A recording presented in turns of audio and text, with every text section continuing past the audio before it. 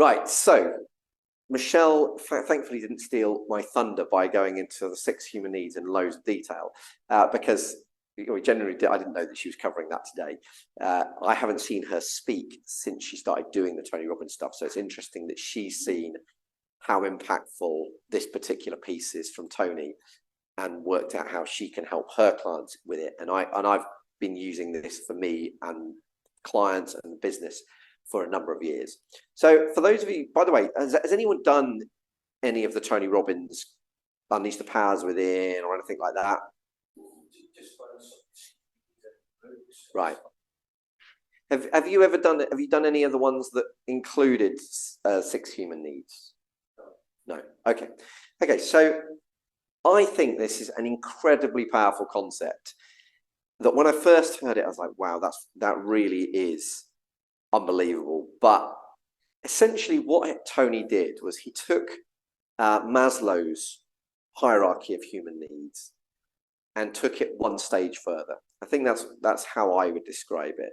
And it really is about understanding, you know, that if this is about, if we want to be truly happy, then the way that we get to be truly happy is to have these 6 human needs satisfied. So what are the 6 human needs? Well, first one is certainty. And if I translate this through to what an entrepreneur needs in terms of certainty, or a professional in practice, it's that for them to be truly happy, they need the certainty that their business is moving forward in the sense that it's going to generate them enough income at some point. Now, I know that with when you're setting up a new business, you don't have complete certainty. And that's why an entrepreneur tends to be able to deal with less certainty than an employed person. An employed person needs certainty. And as soon as you tell your employees, I'm selling the business, you've taken away their certainty and panic ensues. So we need to understand that. One of the ways that as an entrepreneur we can get much better certainty is really and truly knowing our numbers. So when we did the exercise, the Successful Business Scorecard, which you can watch on Catch Up in the portal, that to me is how I was able to delegate more and more, spend less and less time in the business, but still have the certainty of knowing what was going on in the business, because you could, on one line of numbers, you could see the weekly pulse of the business. Is why every business that I oversee has the Successful Business Scorecard, because it gives me the certainty, but it also gives the business owners the certainty and the team the certainty of knowing what it is that's going on in the business. So I think that's a really important principle for that. But certainty is one of those core human needs. Next one is variety. If everything is about certainty, then you end up with no variety, or uncertainty as it could be called. And at that point, you end up with a very dull, predictable existence. So this is one of the reasons why in the Trusted Team, we're trying to help you merge fun with business. It's like, how can we create more fun into the business? How can we create more different things going on? How can we introduce golf into the business? How can we introduce triathlon or travel into the business? You know, whatever it is, it's like all of these different ideas create more variety, which ultimately makes us happy. Our third human need is significance.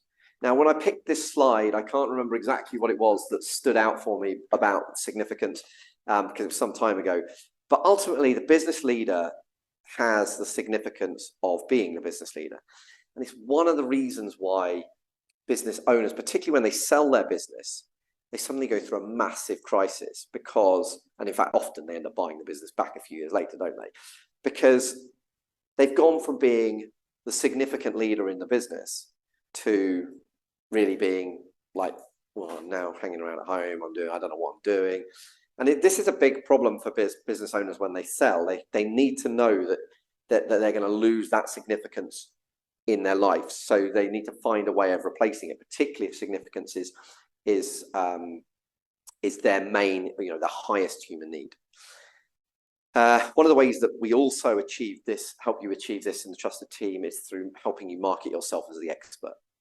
So when we're going to do an exercise, which I think will be in the next workshop, may or may not be, but I think it is at this stage, we're going to get you positioning yourself as the absolute expert in front of these ideal clients. The reason we need to do the ideal client piece first is that there's no point in positioning you as the expert in front of the wrong people. So we get you to understand those ideal clients, and then we get you to go, right, okay, how do I position myself as the absolute expert in front of those people? So significance is a key human need. The fourth core human need is connection or love. So how do we do that in a business? Well, firstly, we want to create the business culture. If we create a business with the culture that we believe and thrive on and we love, then we have that connection with people in our work. It's why it's really important that we deal with clients that we like, because that gives us connection as opposed to dealing with people that we don't want to deal with.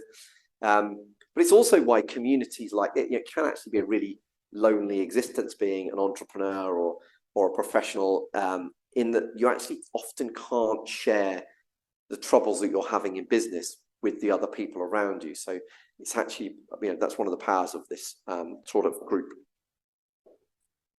Then the fifth human need is growth.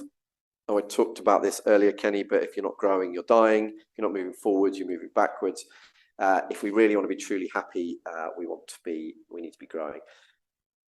This is one of the reasons why we didn't have many people leave Efficient Portfolio, because we created things like the learning library. So I'm a big advocate of reading books, but I'd give my team pay rises for every 5 non-financial services books they read, as long as they were in the learning library and relevant. Really powerful principle in terms of us growing as a business. But the reason that people stayed was because they could see that they were growing as individuals, and we're giving them one of their 6 human needs. And that actually, particularly in the millennials, is so important. They need to see that they're growing and developing as individuals to stay.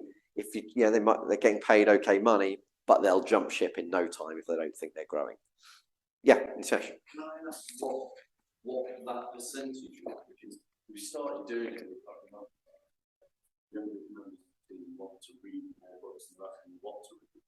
I want to quantify that into a positive way. Yeah. I've got no idea. I can't remember how much we paid them, but what I'll do is we had a whole learning library policy.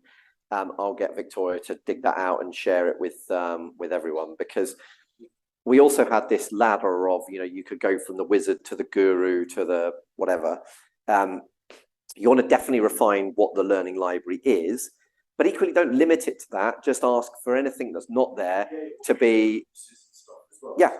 But it's just something that relates to a bonus that we even then equate to more money. Exactly. But honestly, when I introduced the learning library to Team Charlotte in particular, I remember her sitting there going, let me just be clear. You're going to pay me more money to read books I want to read. Like, yes.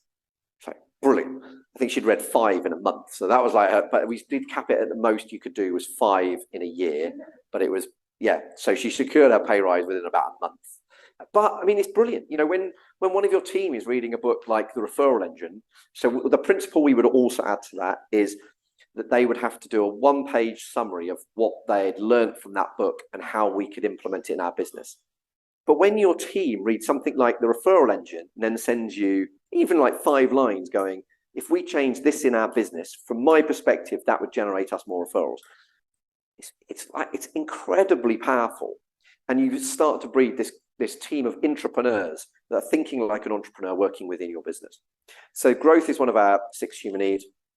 Final one is contribution. We've got to feel like we're giving back. This is what we were talking about earlier, in the sense that you don't want to go too much the other way, because you'll probably find that you're less happy down the line because you're now not satisfying the 6th human need of contribution.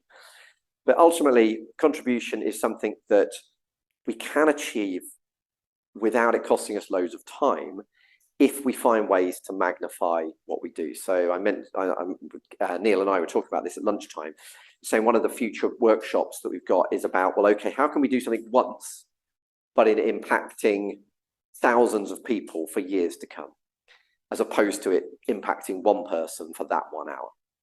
And so, again, entrepreneurs need to be thinking about, how can I magnify everything I do to massively increase the impact that we have.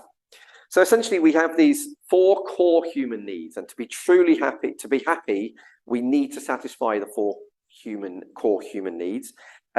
And each person will have slightly different priorities in those human needs.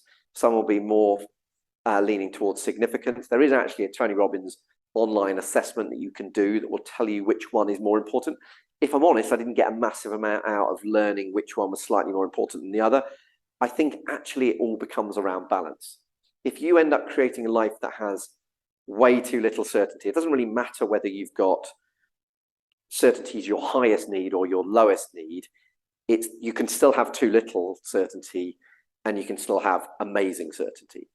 So I think this is a constant balance. And I think if we want to be truly happy, we've got to create that balance. But once we've got those 4 core human needs satisfied, that's where we can really get truly happy by delivering on those 2, growth and contribution. And something that Tony says, which I think is really interesting, is that if we find an activity that satisfies 3 of our human needs, we will become addicted to it. Good or bad, whether it's a good activity or a bad activity, if it satisfies 3 of your human needs, you'll become addicted to it. So for me, cycling became that, in that I was getting connection from the guys I was cycling with. I could see I was growing, I was getting stronger as an individual. It was giving me variety because I'm heading out. And actually, it's probably giving me it's probably giving me significance as well. Because when I upload a 100-mile ride to Strava, I feel really good. So I'm getting 4 of my human needs from cycling. Guess what? I'm addicted to it. And the other one's Post office robberies, exactly. I'm addicted to that too. Stick a gun in somebody. This is Tony's example, not mine. Stick a gun in somebody's face. Guaranteed, you definitely got significance. You got variety in terms of their reaction, and you got growth because it's exactly, absolutely, certainty and uncertainty. You're going to get a reaction of some sort. Drugs would be another obvious one to think about how it's giving you. But if you think about an activity, so actually, another way to think about this is if you think this is an activity I know that would be good for me, I want to get into this activity. And actually, this morning I wrote down something when Michelle was talking about, in lockdown, we got into all these good habits. We were doing all these cool stuff and we were doing stuff that was good for us. And then we got busy and stopped. So in lockdown, I bought a guitar, gave up playing the guitar because I realized my hands just would not operate. It was too late in life to start playing the guitar from scratch. But I then bought a saxophone because I used to play saxophone when I was at school. Right, I went to a music shop. Actually, I could make a decent sound, get some decent notes out straight away. So I got into the habit of playing the saxophone again. And now I've got busy, I've stopped. But it sits there staring at me with my Zoom background when I'm at home going, you're telling everyone you play the saxophone, but you're not playing the saxophone. But if I want to really get back into saxophone, I've got to think about how am I going to get that activity delivering on 3 human needs. And if I can do that, so definitely I can do growth. I'm not sure I'm ready to generate contribution through my saxophone. I'm not sure I'm up to that yet. But I can definitely create significance, and I can definitely create variety if I think about it right. So I think with 6 human needs, that principle is really important as well. Now, this is exactly what Michelle said earlier so 6 human needs is about you. It's also about your team. You want to think about this in terms of the 6 human needs of your team. How much, if they're applying for employed a role, guarantee certainty is an important one of their human needs. But how can you make sure they're feeling significant? How can you make sure they're getting variety? How can you make sure they're growing? And how can you make sure they feel like they're giving something back? They're creating a contribution. That might be just sharing the stories. I can't remember whether we've done this in one of the workshops or not. I think, yes, we have. Sharing the story, client success stories amongst our team.